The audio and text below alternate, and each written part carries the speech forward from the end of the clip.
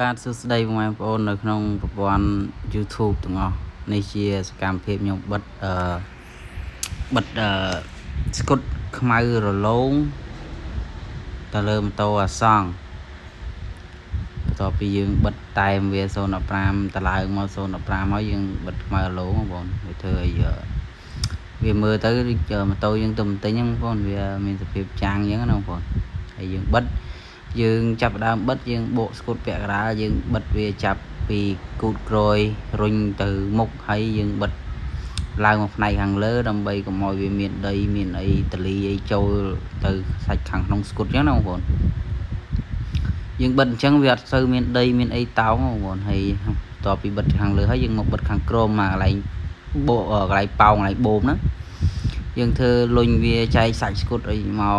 ពាក់កណ្ដាលទៅមុខពាក់កណ្ដាលមកក្រួយអញ្ចឹងណាបងប្អូនឲ្យវាកុំឲ្យវាប៉ោងមកវាហើបមកវិញអញ្ចឹងណាហើយថាកន្លែងកមោបនេះអាកមោបនេះកមោបគេយើងហៅកមោបម៉ាញ់តូអីបងប្អូនអាខាងឆ្វេងអាខាងស្ដាំគេហៅកមោបអគុយអញ្ចឹងអាខាងឆ្វេងនេះប្រហែលជាកុំហៅកមោបម៉ាញ់តូអញ្ចឹងបងប្អូនព្រោះអាខាងឆ្វេងហ្នឹងវាអាចវាជាប់មួយសាច់មកហ្មង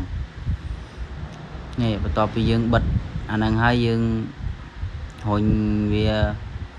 យកខាងលើយកកែមឲ្យវាចូលឲ្យស្អាតមកយើងយកខាងក្រោមបង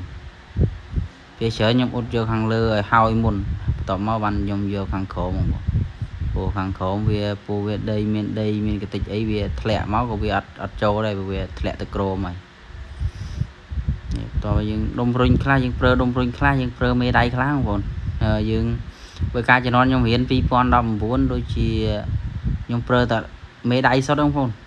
ប្រើមេដៃហើយនឹងដៃកេះបងប្អូនរុញអត់មានប្រើទ័រផ្លុំប្រើអីចេះដូចឥឡូវឃើញខាងវៀតណាមគេប្រើអញ្ចេះស្រួលបងប្អូនយើងសាច់ស្គុតយើង smooth ល្អទៀតហើយយើងប្រើអារបៀបយើងខំចេះតែកដៅវានៅកដៅជាប់រហូតឲ្យវាលឿនយើងប្រើដៃកេះក៏ដល់នេះដែរបងប្អូនអានេះកដៅខ្លាំង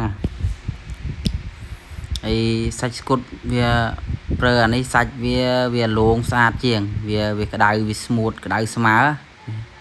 ហើយយើងបិទយកពេញសាច់ឲ្យបងប្អូនយើងបិទខាងមុខហើយយើងមកបិទខាងក្រោយបិទលឿនដែរបងប្អូនបិទអាវក្រោយដូចជា20នាទីអញ្ចឹងហើយ20នាទី20នាទីហ្នឹងហើយល្បាក់ប៉ុណ្ណឹងល្បាក់20នាទីហ្នឹងយើងថានិយាយឲ្យយូរចុះយើងកុំនិយាយលឿនយើងនិយាយយូរព្រោះការងារលឿនវាអត់ស្អាតដូចការងារយើងផិតទេបងប្អូនវាយូរការងារយូរស្អាតជាងការងារលឿនណា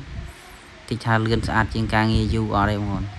នេះយើងបិទរួចហើយបងប្អូនចាំទៅទស្សនាយើងបិទកវាំងខាងឆ្វេងម្ដងបងប្អូន